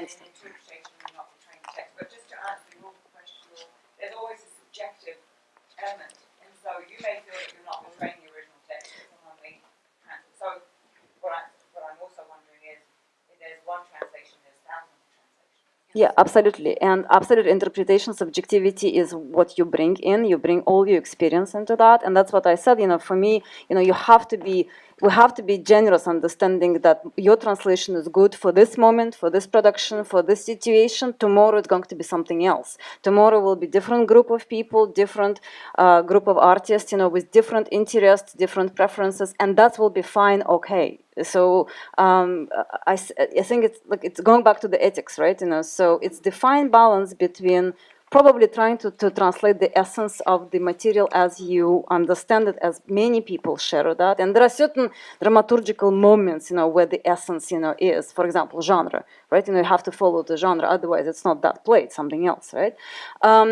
And then, and everything else, whatever, choices you make, so do you want to, transpose, the Russian text into Canada, or do you want to create a wonderland for that, whatever, So those are particular choices of particular artists, and we're free to make those choices, absolutely. Sure, you can answer. I just want, I will be as fast as I can. To me, the problem is not I don't perceive it as betrayal. I perceive it as a huge responsibility, because I am trying to, bring to the others, both the idea, the style, the effect, and so on. So this is what makes it very difficult for me. I just want, if I may, to go back to the ethics question. I finished recently, to go back to the theater of the real and the ethics questions, I finished a week ago or so, a course in verbatim theater, device theater, verbatim theater, Guelph University. And I don't have an answer. I just want to remind you of something I have read on the internet from a British artist. The name escapes me right now. And we discussed this, and I don't have an answer. She said, yes, we are giving a voice to the people who do not have a voice. However, we are the ones who are going to make a name for ourselves by creating the show. We are the ones who are making money by creating the show. We are the ones who are going to be reviewed and likely remembered. In the context of my class, it became, the shows were great, heavy, about homelessness and the rape culture. They gave a voice to the homeless people in Guelph. However, they earned, if we are only thinking about the credit they earned, the mark they earned for the show. So we always question where is the balance between of what we are doing for the people who are empowering through our shows, and what we gain, not only pragmatically, but as artists. Thank you. Well, I feel being cognizant of time, and we started a bit late, and we're ending just on time. Actually, with the 12:30 was a 2-hour mark we had. I have a feeling some of these conversations and ideas will spill over into lunch. So I think this would be maybe perhaps an advantageous time to turn it over to one of yourselves. Yeah. Just please join me in thanking our panelists for this excellent conversation.